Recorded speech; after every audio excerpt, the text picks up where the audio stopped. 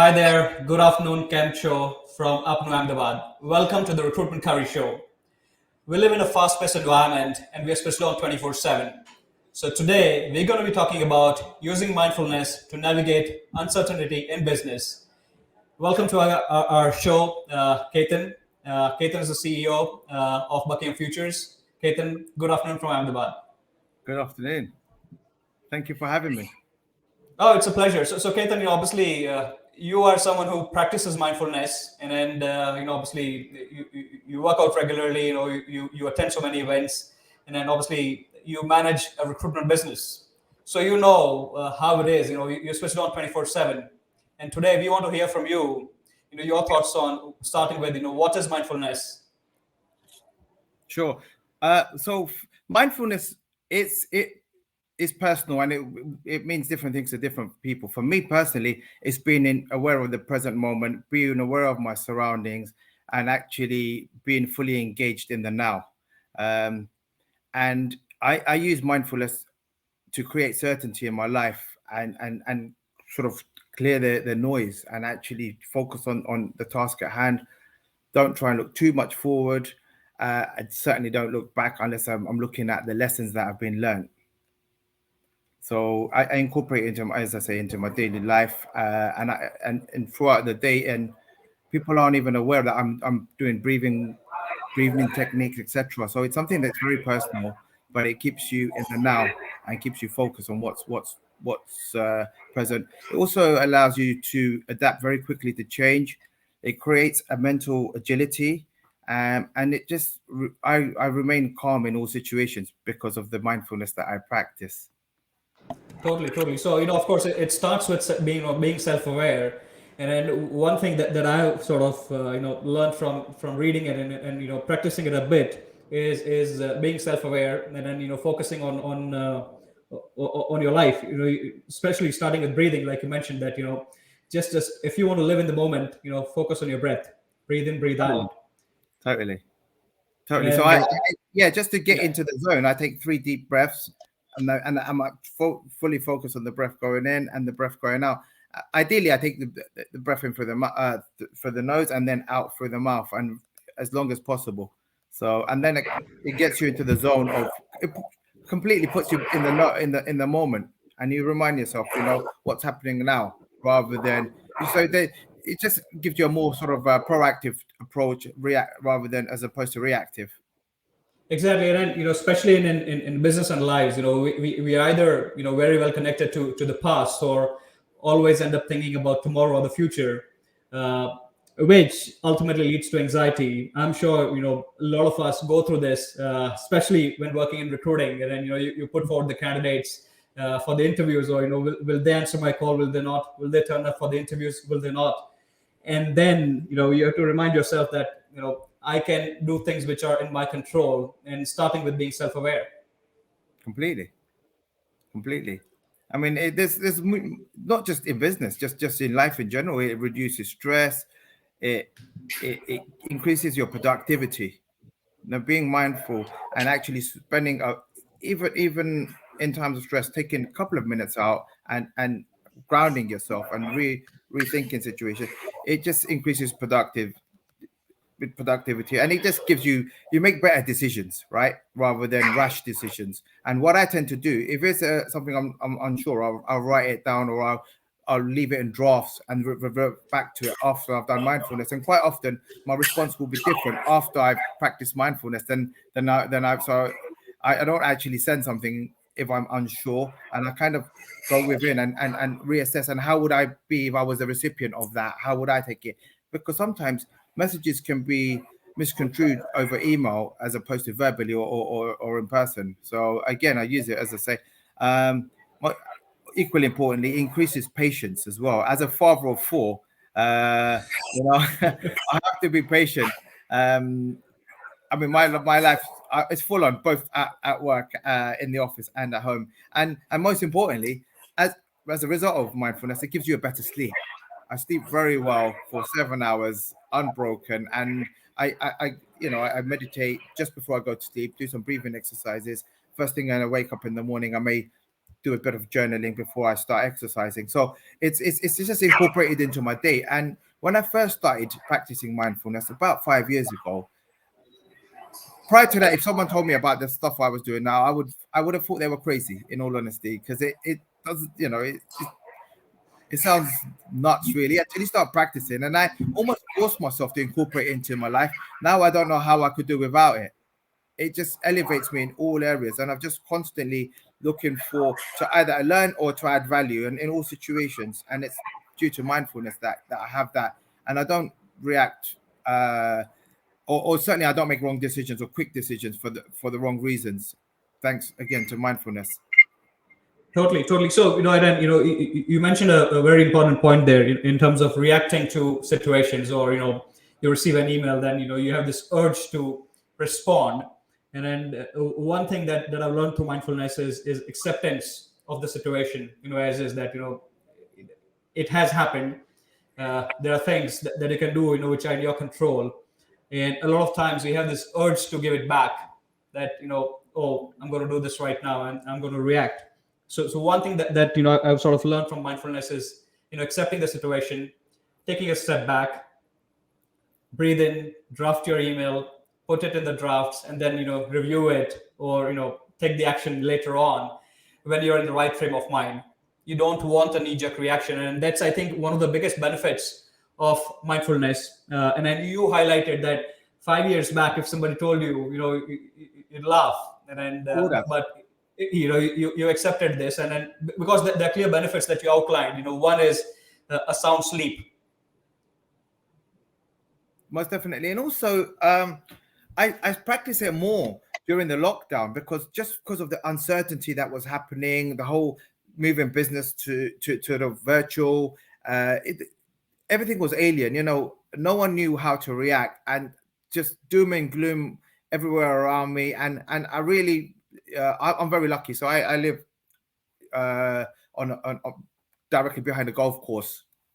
So the golf course was closed, and I spent a lot of time, myself, my children, my dog, my wife. We spent a lot of time. There's lakes there, going up onto the sort of hilly area, and just spending time with myself, and kind of really analyzing life, analyzing my business, analyzing what I want to do in the future, how I can break it down into compartmentalize things, and how I will meander through the uncertainty that all of us were facing. And then that's another great point you highlighted is, we spend a lot of time in the outer world, thinking about what's happening online, or scrolling through our timelines, on different platforms. And then again, the another thing that mindfulness sort of teaches is, look inward, spend time with yourself, on your own, in nature, wherever possible, give some time on an average day, for yourself, be it by walking, running, working out, meditating. There are so many modes of mindfulness, and it directly leads to the most important factor that you mentioned is a sound sleep, because a lot of people these days they struggle obviously sleeping because of lots of thoughts going in the background. So the biggest benefit that I have sort of experienced is a sound sleep. And it needs a lot of work to be done. And you mentioned about working out. So how do you dedicate your time towards mindfulness, working out, meditating, all those things? So how can one integrate mindfulness in daily lives? So look, there's going to be trade-offs, right? So in 2017, I actually stopped watching TV. I mean, during lockdown, myself and my wife, we watched a couple of box sets, but barring that, I don't watch TV. I will spend that. So it was a trade-off, and in fact, everything that I see on TV, specifically the news, was just negative. It was just for negative images, negativity, and you actually feel completely lost. You feel and more helpless rather than it wasn't positive, right? So that's where now. So I've got that extra 2.5, 3 hours a day where I sat on the sofa watching TV. I've got that time now. Once the children are in bed, I've got me time, and also I start my day very early. So I wake up around my alarm is set for 5 a.m. every morning, but about 4:40 my body clock will get me up. Even then, first thing I'll do some breathing exercises. I'll think to myself 4 things I'm grateful for that happened yesterday. Then again, all this stuff I'm telling you, right? If you'd have told me I would be doing this a few years ago, I would have really laughed at you. But then I'll have a cold shower, a completely cold shower, walk my dog, uh, go to the gym, and I'm back home about sort of 7:15 in the morning, which is my wife's already got the children up. Then we'll help get them ready, school drop, and then I go to the office. So it doesn't even infringe on my day. My exercise, my mindfulness. It doesn't infringe on my day. And throughout the day as well, I do breathing exercise. I'll be in the office and I'll do some breathing exercises, and those around me wouldn't even be aware unless they asked me, and I'll certainly share, because I feel that you know anything I'm learning by me telling you, I'm actually, from a selfish point of view, I'm learning twice, aren't I? So and I'm still on a journey, and I feel the more I learn about mindfulness, there's more to learn, you know.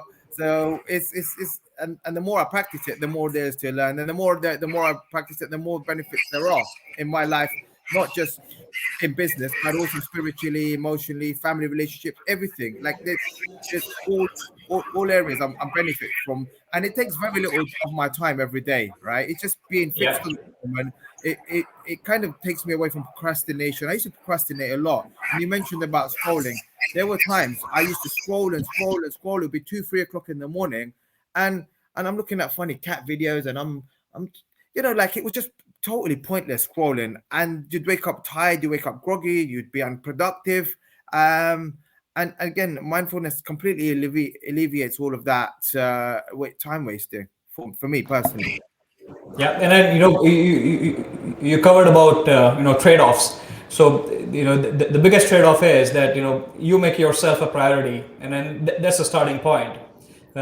Because the more you look at the outer world, about who's doing what, or what's happening out there, less of the time that you have for yourself. And irrespective of what part of the day you incorporate this into, morning, afternoon, evening, there's always time. If you got time to do Always. something else, and then you always got that half an hour.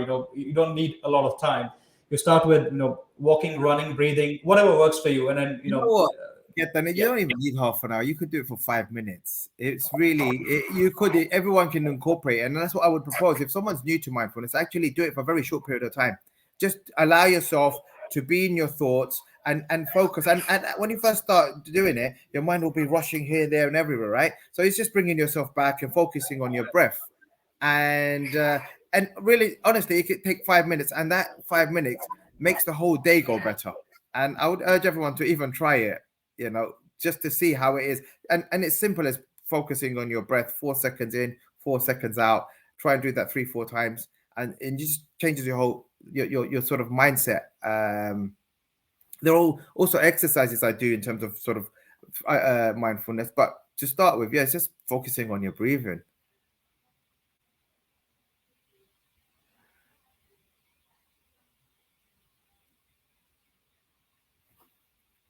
Can't hear you. Sorry. You work out, and obviously you lift weights as well. Do you think mindfulness and lifting is sort of interconnected, and it improves your focus as well? Absolutely. In your day-to-day life, then. Well, healthy mind, healthy body, right? Or healthy body, healthy Yeah. mind. So it's all part of. You've got to look after. For me, it's again an integral part of my life, and I don't just lift weights. I do a lot of cardio as well, swimming, so running, cycling. But even during that time, I could be listening to podcasts. I could be listening to mindfulness stuff, and it's integrated. It's all part of the same thing. It's not two separate entities. My mindfulness and my exercise, they go hand in hand. So, True. I got to look after my mind. I got to look after my spirituality, and got to look after my body, right? And as you alluded to a bit earlier, there's so much stuff going on in the world, and social media will give you a picture of the world that's picture perfect, and then you will look at your own life and start analyzing and thinking, well, why don't I have that? Why aren't I doing this? And why is he got this or she's got this, or why are my children like that? It's about ultimately mindfulness is looking at yourself from inward and also competing against yourself and listening to your inner voice and your inner critique and also bettering yourself every day. So it could small incremental, you basically, tomorrow you want to be a better person than you are today, whether it be meditation, spirituality, mindfulness, helping others, whatever it is, adding more value. Small incremental gains lead to huge gains over a long period of time, right? So Yeah, ultimately, I am my competition, you are your competition, and if you exactly. are tomorrow than you are today, you're winning. Totally, totally. And the bottom line is, you want to be focused in whatever part of life you are, personal or business, that you want to enhance. And then everything starts with starting being self-aware, accepting the situation, and then the biggest thing that I've also observed is being patient with the results, because it is on a slow burner. You invest in mindfulness today, invest in, and that is yourself, your time. And if you're going to expect a stark change tomorrow or in a week, I think you're accepting too much. You're expecting too much from that Your mind process. is So your mind is a muscle, just like the gym, right? So if you go and do a session in the gym, you're not going to be ripped in a day, are you? So now it's a long game. it is a long game. So you have to be patient with the result, and at the end of the day, trust the process, rather than doing it for 4 days and then thinking, oh, it's not working out for me. Let me just try something else. Yeah, absolutely. You've got to trust the process. You've got to trust the universe. And sometimes you have to learn to get out of your own way. Don't hinder yourself. Oh yeah, yeah, and then I'm sure we are all worst critics of ourselves compared to anybody else, and then which is where the self doubt and imposter syndromes, lots of other things sort of come up as well, and then that's where you start practicing. Like you mentioned, even journaling is a form of a mindfulness. You are actually putting out your Absolutely. thoughts. You put it down on pen to paper. Yeah, indeed. You journal. I journal so many aspects of my life. It may look like gibberish, but I revert back to it sometimes, periodically, just to see how far I've come and what changes I've made and what changes I can make moving forward. But yeah, no, it really helps me. And again, it's something would have a year and a half ago would have thought it's a bit odd to sort of write down your thoughts and stuff like that. It wasn't very like I'm a business owner and I need to keep things inside, and it's really like they're just putting things in paper, then compartment breaking it down into sizable chunks, mini goals, and it's all part of mindfulness. Absolutely. And I think the another important point that you just sort of mentioned was, I'm a business owner, and should I be journaling? Should I be putting down my thoughts on paper? Because it's like, oh, I have a team to lead, and I've got a business to manage. Is it childish? Is it something that a business owner would do? Do whatever works for you, I would say. Absolutely. So me personally, like I've never journaled before, and in fact, in the UK I remember in school there was the Secret Diary of Adrian Mole or something, and this was a guy that was journaling his life through school. I'm talking probably in the late 70s, early 80s, and that was my only kind of exposure to someone journaling, and that was my negative connotation of journaling because I don't know if do you remember Adrian Mole? Do you remember that Secret Diary of Adrian Mole? No. But basically, so that's what I thought journaling was, right? Yeah. Writing down your thoughts and what you're going through, and then it was a book, so you'd read this guy's day-to-day life, and I thought that was what journaling. Journaling's a lot more than that. I do graphs. Journaling could be, you could even write, do coloring, word searches, things that take your mind away from what's happening in business, and then when you go back to what's happening in business. So even on my lunch breaks, I would do Sudokus and crosswords. This is all for me part of mindfulness. Yeah, you want to detach as much as possible, and come back to reality as well. And then again, we were talking about Vipassana early on, and before the LinkedIn live, and then I was only there for 5 days, but it's intense, and what you're taught is just to sort of focus on yourself, and then be self-aware. Life is changing every fraction of second. And then the most important thing that you learn out of it is that this too shall pass. So Absolutely. if So it's you have to assess: is life happening to you, or is it happening for you? yeah, Exactly, and you want to make sure that you live in the present as much as possible. And the technique is to for me it was focusing on the breath, like you mentioned as well. For someone else, it's something else. Maybe you spend an hour walking in the woods, or you lift weights, or you run. But whatever works for you. But detached from what you're doing. From sort of doom scrolling, Completely. and then And just sorry. yeah. So yeah. Absolutely. So, and then if you take, because sometimes I used to think, well, look, if I take 30 minutes out, I'm wasting 30 minutes of time that I could be doing business development or other stuff. But that 30 minutes that I take out makes the next 3 hours, I could do what I could do in 3 hours, what I would have done in 6 hours, right? It makes me far more productive, far more productive. So, It goes back to that story of sharpening the axe. Do you want to spend cutting the tree for 8 hours, or sharpen the axe for whatever 3 hours and cut the tree in half an hour? And then I love that analogy. Yeah. so that's how it is. And then the biggest part is being self compassionate. Again, start with yourself, and then because we spend all our time in the outer world, when obviously we should be sort of thinking about ourselves, ranging from it affects the mental health at the end of the day. Because if you are distracted throughout the day, if and obviously that leads to procrastination, and then you think that, oh, I'm not doing enough because I'm distracted, and then because you're distracted, you're not doing enough. And then at the end of the day, or end of the month, when you review that whatever has transpired, and you haven't got those results, it affects your sleep day in day out. So it's a downward spiral. So at the end of the day, use mindfulness to your benefit. Start with 5 minutes, and then increase it from there on in whichever form that you want to, isn't it? Absolutely. And you could do it at any time. You could do it first thing when you wake up. You could do it as you're going to sleep. You could do it when you're commuting. It's something personal that you could do. And it could, as you said, be as simple as a walk in the park, going to, just taking regular time out from what you're doing just makes you more productive. And it is very personal. And it is something that you can do that won't sort of encroach on your day, or actually take up much time at all. And as I say, look, commuting is a perfect time to practice mindfulness.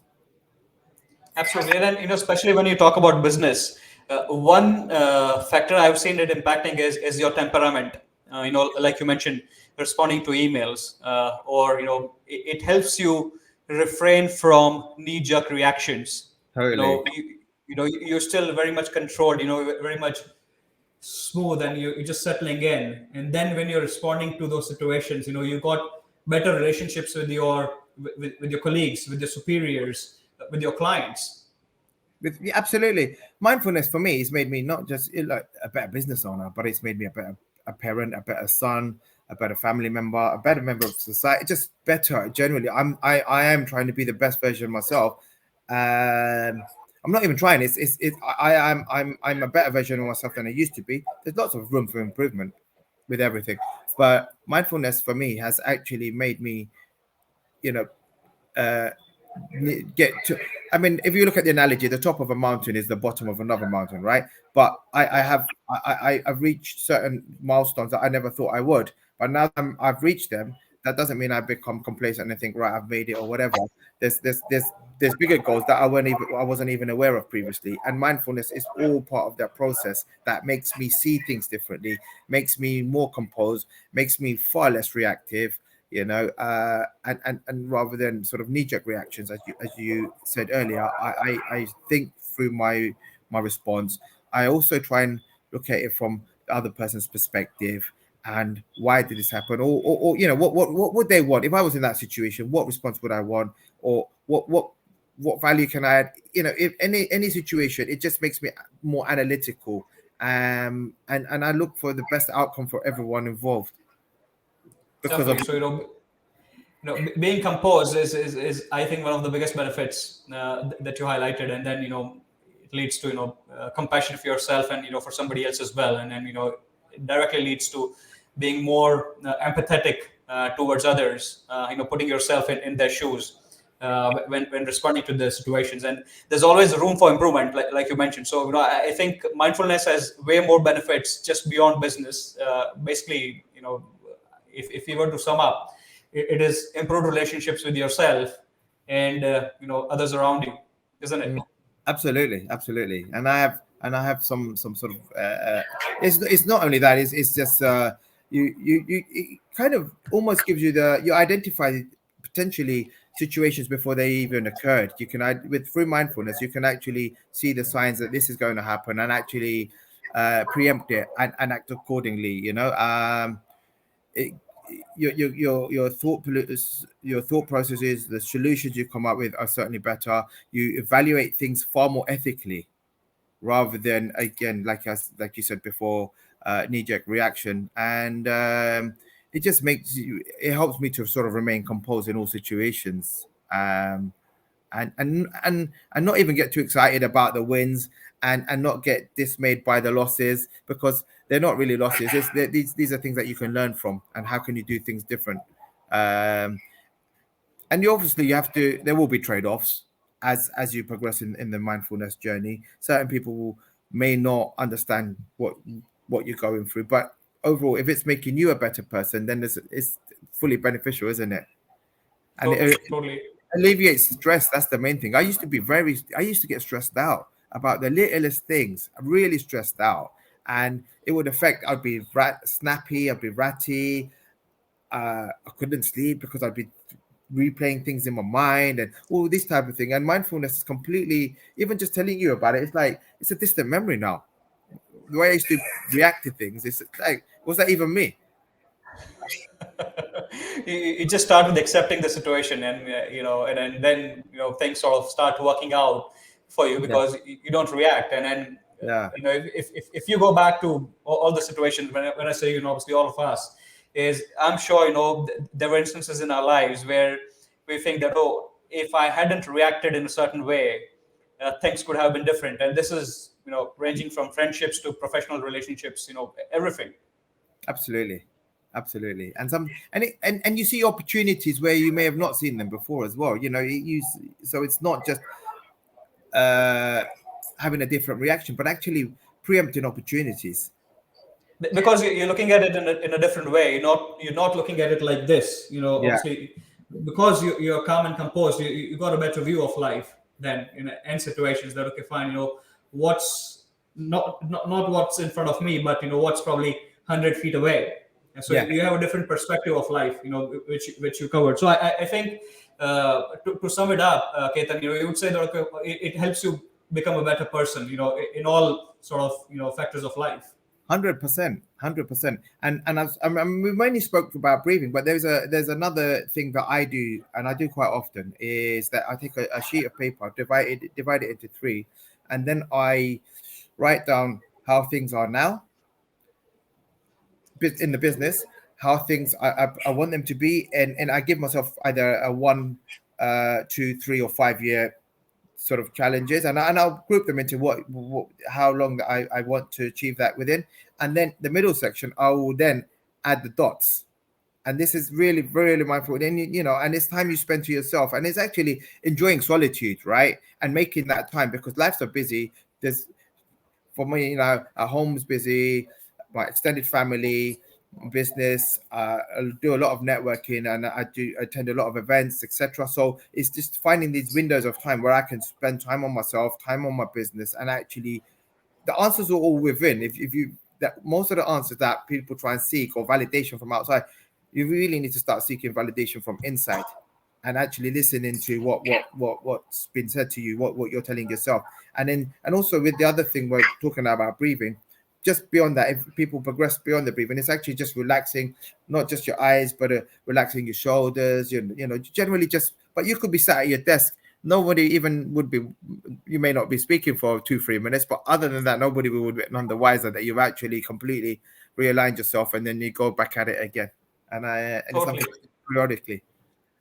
Totally. It definitely works. Even, breathing in, breathing out, for a couple of minutes, brings you back in focus, self-aware that we are all mortal beings. And, now is the time, not yesterday, Absolutely. not tomorrow.